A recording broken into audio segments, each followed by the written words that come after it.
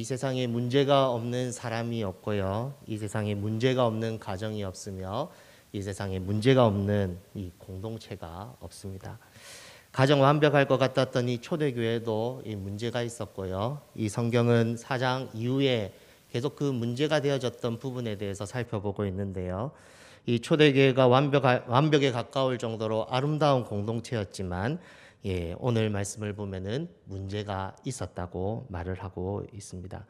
사도행전 2장 42절에 보면 성령 강림 후 초대교회는 사도의 가르침을 받아 서로 떡을 떼며 기도하며 성장하는 공동체였습니다. 그리고 사도행전 4장 32절에 보면 믿는 자들이 한 마음과 한 뜻이 되어 서로의 필요를 채워주는 곳이 교회 공동체였습니다.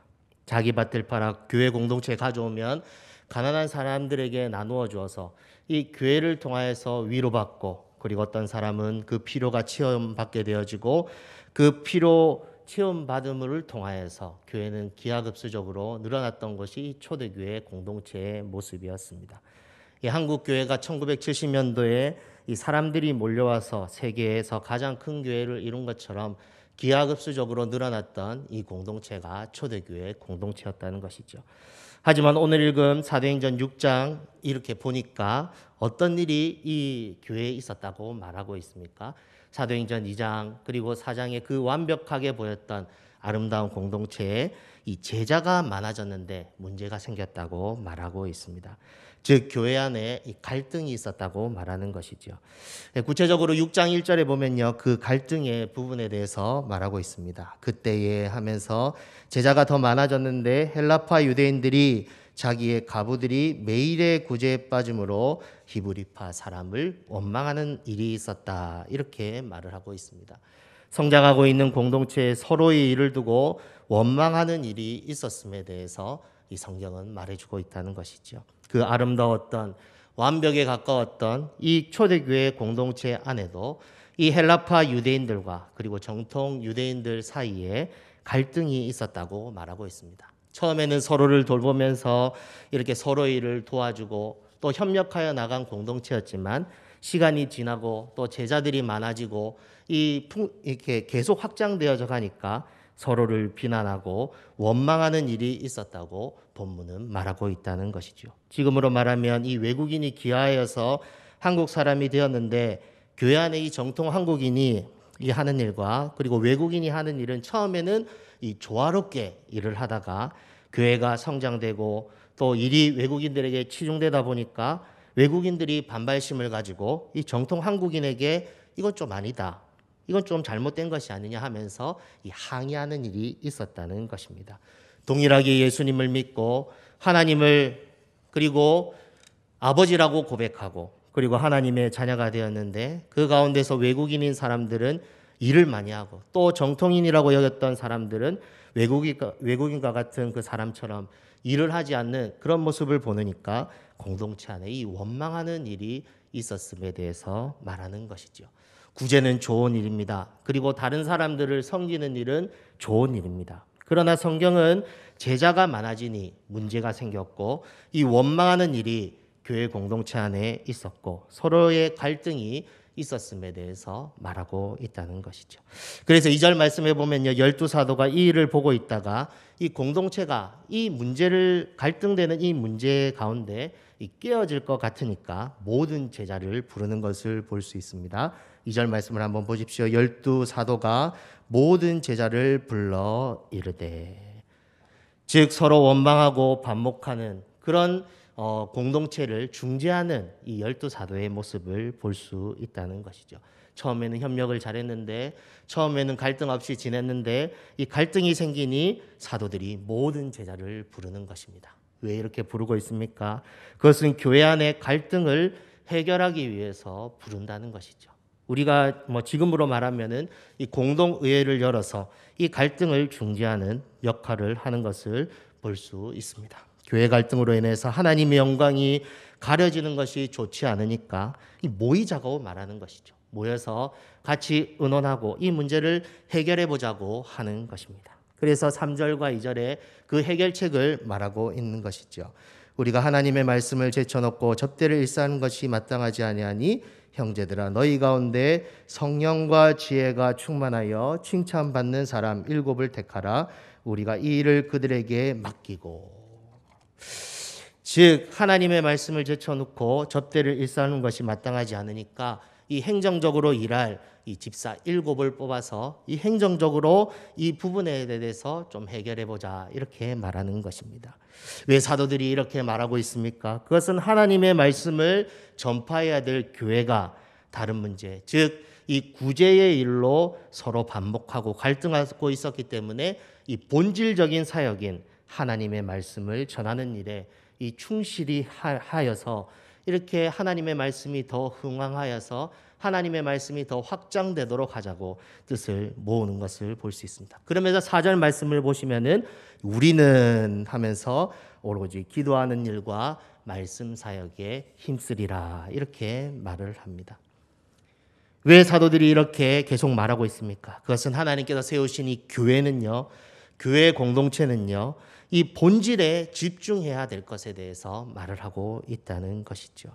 교회 공동체, 하나님께서 세우신 이 교회 공동체가 본질에 집중하지 않고 비본질적인 문제로 갈등하고 있었기 때문에 이 12사도는 모여서 제자들을 불러 모으고 이 갈등의 문제, 그 문제 속에서 해답을 제시하는 것을 볼 수 있습니다. 하나님의 말씀 전파 사역이 교회에서 가장 중요한 사역인데 이러한 행정적인 그리고 일적인 부분으로 의견이 맞지 않으니 사도들이 모든 행정적인 문제를 정리하고 정돈하며 이 교회가 나아가야 될 방향을 정해주고 있다는 것을 보게 된다는 것이죠.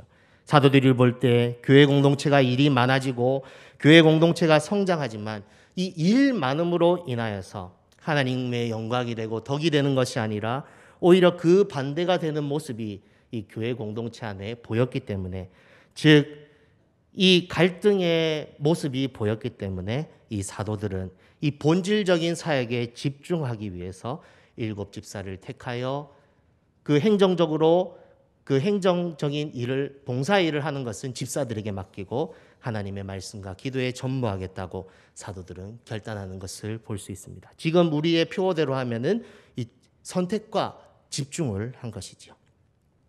그래서 성령과 지혜가 충만한 사람, 칭찬받는 사람 7을 세워서 더 이상 공동체가 구제로 인하여서 이 갈등이 없도록 한 것을 볼 수 있습니다.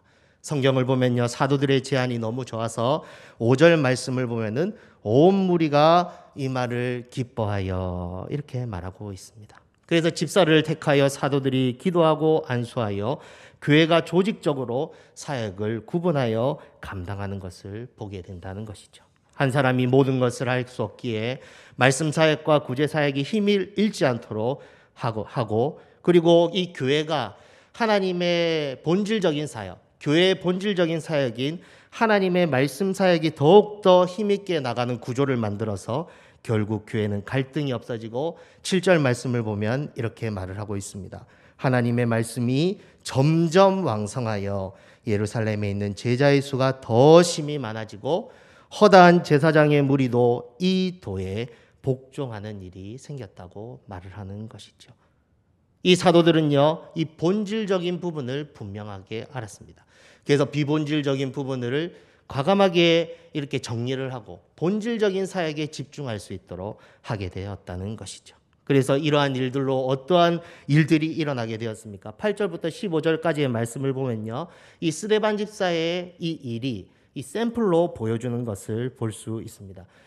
이렇게 하나님의 말씀이 집중되게 하고 또 교회가 하나님의 말씀으로 하나 되어지고 하나님의 말씀에 은혜가 충만하게 되니까 스데반 집사가 어떤 일을 하게 되었느냐, 복음을 전하게 되고, 또한 8절 말씀에 보면 은혜와 권능이 충만하여 큰 기사와 표적을 민간에게 행하는 일이 있고, 10절 말씀을 보시면 지혜와 성령이 충만하여 어떤 자들이 스데반에게 논쟁을 걸어도 스데반 집사를 말로써 이길 수 없게 되었고, 11절에서 15절까지의 말씀을 보시면 사람을 매수하여 스데반 집사를 공격하여도 전혀 흔들림이 없는 이 모습을 이 스데반 집사가 보여주었다는 것입니다. 그리고 15절 말씀을 보시면 스데반 집사의 얼굴은 천사의 얼굴과 같았다, 이렇게 말을 하고 있습니다.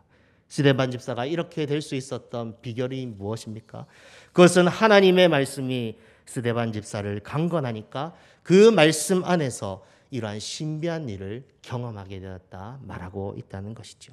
교회는 헬라파 유대인과 히브리파 유대인의 이 그 갈등으로 이 문제가 시작되었지만 하나님의 말씀이 공동체와 사람들을 사로잡는 순간 이 초대교회 공동체는 힘을 얻게 되어지고 더 점점 왕성하여 하나님의 말씀이 흥황하게 되어지는, 하나님의 말씀이 그 지역사회뿐만 아니라 더 넘어서 온 유대와 사마리아와 땅끝까지 이르러 증거되는 그 놀라운 일이 있었다고 말을 하고 있다는 것입니다.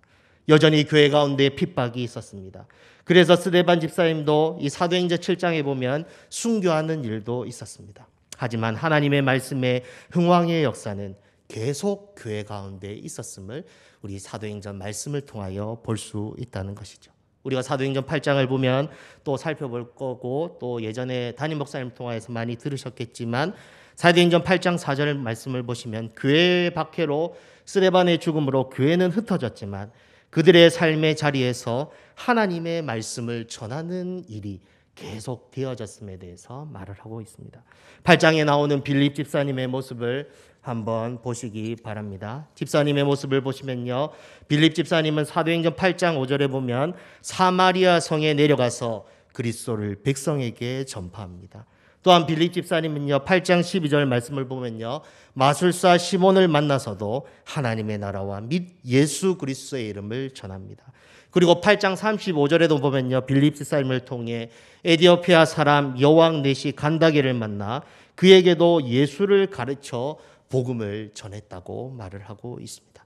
만약 초대교회가 사도행전 6장에서 헬라파 유대인과 히브리파 유대인과의 갈등에 휘말려서 반목하고 싸우며 서로를 향해 원망의 화살을 계속 이제 쏘아붙였다면 어떻게 되었을까요? 성령의 역사, 즉 예수 그리스도께서 원하시는 이 하나님의 말씀 증거의 사역은 거기에서 아마 멈춰졌을 것입니다.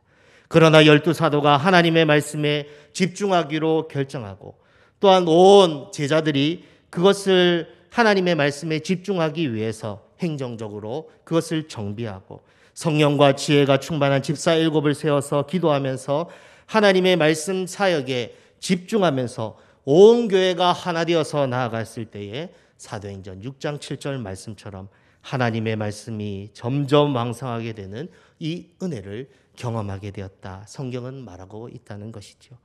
초대교회가 성장해 갈 때 그들은 그들 가운데 있는 이 문제에 휘말린 것이 아니라 예수님의 지상 명령을 이루어 가는데 온 성도가 한마음 되어서 밀어주고 당겨주고 협력해 나갈 때 하나님의 교회는 더 견고하게 세워졌음을 우리는 말씀을 통하여서 볼 수 있다는 것입니다. 지금 현대를 살아가는 우리도 무엇에 선택과 집중을 해야 할지 결단하고 결정해야 합니다. 사단은요, 언제나 하나님의 일을 보지 못하게 만들고 공동체 가운데 원망과 불평이 가득하게 하여 공동체를 와해시키고 와해된 공동체를 통하여서 하나님의 영광을 가르는 일을 지금도 계속하고 있음에 대해서 우리는 기억해야 된다는 것이죠. 우리는 오늘 성경을 통하여서 우리가 진정으로 집중해야 할 것이 무엇인지 밝혀보고 성경의 원리를 따라 이 공동체를 세워나갈 때 하나님께서는 우리 대청 교회 가운데 하나님의 말씀이 점점 왕성하게 되어서 예루살렘에는 제자의 수가 더 심히 많아지고 허다한 제사장의 무리도 이 도에 복종하는 역사가 있게 하실 줄로 믿습니다. 사랑하는 여러분, 우리가 살다 보면요, 다 내가 원하는 대로 되지 않을 때가 많습니다. 그리고 상대방이 내 마음에 들지 않을 때가 많이 있습니다. 사실 초대교회 6장에 나와 있는 이 문제가 어디로부터 생겼습니까? 그것은요, 다른 사람을 사랑의 눈으로 보지 못하고 원망의 눈, 정죄의 눈으로 보면서부터 문제가 생기게 된 것이죠. 그러나 12사도는 어떻게 합니까? 교회가 세워진 이 본질이 무엇인지 알고 그것에 집중하도록 하였다는 것이죠.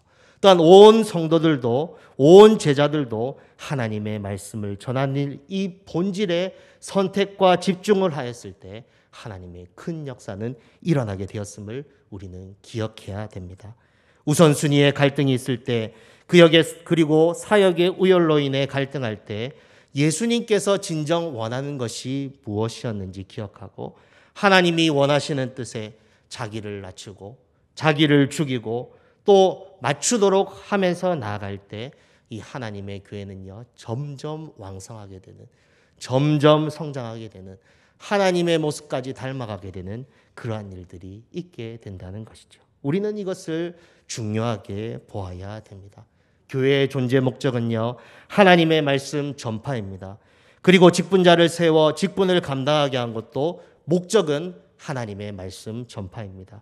그러나 어떤 분들은 자기가 왜 세워졌는지 기억하지 못하고 마음 아프게 이 갈등을 만들기도 하고 또 그 중심에 서서 하나님의 마음을 아프게 하는 그런 경우도 있다는 것이죠. 하나님이 반드시 심판대 앞에서 물으실 것입니다. 너 뭐 하다 왔노? 직분자로 세웠는데 뭐 하다 왔노? 이렇게 반드시 물으실 겁니다. 그럼 뭐라고 말하겠습니까? 저는 문제만 일으키다가 왔습니다. 저는 제 일이 바빠서 하나님의 말씀 전하기에 게을리했습니다. 이렇게 하면은 얼마나 하나님의 심판대 앞에서 우리의 모습이 부끄러울까요? 그것을 우리는 기억하고 생각해야 된다는 것입니다. 만약 우리가 이렇게 말하게 된다면 예수님의 마음이 정말 아프실 겁니다. 예수님이 왜 십자가에 달려 돌아가셨습니까? 그것은 하나님의 나라를 세우기 위해서입니다. 하나님의 말씀이 전파되어 사람들이 회개하고 주께 돌아오도록 하기 위해 십자가에 달려 돌아가셨다는 것이죠. 우리는 이것을 꼭 기억해야 됩니다. 예수님께서 부활하여 승천하시면서 우리에게 하신 말씀이 무엇입니까? 사도행전 1장 8절 우리가 잘 알고 있지 않습니까? 오직 성령이 너희에게 임하시면 너희가 권능을 받고 예루살렘과 온 유대와 사마리아와 땅끝까지 이르러 내 증인이 되리라. 이것이 교회가 존재하는 목적이고 우리가 세워진 목적임을 우리는 한시도 잊어서는 되지 않습니다. 사랑하는 여러분, 나를 왜 구원하셨는지, 나에게 왜 직분을 맡기셨는지 깊이 생각해 보시기 바랍니다. 그것은요, 하나님의 말씀을 전하기 위해서입니다. 하나님의 말씀을 전하여 교회를 세우고 하나님의 말씀으로 세워진 나라를 만들기 위해 우리를 구원하셨다는 것이죠. 죽음 가운데 있는, 어둠 가운데 있는 우리를 구원하여서 하나님의 자녀 삼아 주셨다는 것입니다. 우리는 이것을 한시도 잊어서는 되지 않습니다. 하나님께서 우리를 부르심은 하나님의 말씀을 전하도록 하기 위해서입니다. 하나님의 말씀이 흥황하여 하나님이 통치하시는 나라를 세우기 위해서 우리가 세워졌음을, 구원받았음을 우리는 꼭 기억해야 된다는 것이죠. 하나님의 말씀이 잘 전해지도록 그렇게 만드십시오. 하나님의 말씀이 잘 전해지도록 힘쓰십시오. 하나님의 말씀이 잘 전해지도록 여러분들이 있는 자리에서 그렇게 나아가면 하나님께서 그 모습을 기뻐하신다는 것이죠. 담임 목사님을 중심으로 해서 이 교회가 든든히 무엇에 선택과 집중을 해야 되는지 우리가 생각하고 또한 하나님의 말씀이 그렇게 잘 전해지도록 할 때 이것이 우리에게 큰 유익이 되어지고 이것이 우리의 상급이 되어질 것입니다. 성경은 분명 사도행전 2장 42절에 이렇게 말합니다. 사도의 가르침을 받아 떡을 떼고 교제하고 기도하고 사역을 하였다. 이렇게 말을 합니다. 기억하십시오. 사도의 가르침을 받아 말씀 안에서 교회가 운영되고 성장되도록 하였고 그 말씀이 교회를 통하여서 온 세계로 나가게 되었다는 것. 이것을 우리는 분명하게 기억해야 됩니다. 아무쪼록 2021년도도 내가 어디에 선택과 집중을 해야 될지, 내가 어디에 헌신을 해야 될지 깊이 고민하고 결단하기를 주의 이름으로 축복합니다. 기도하겠습니다.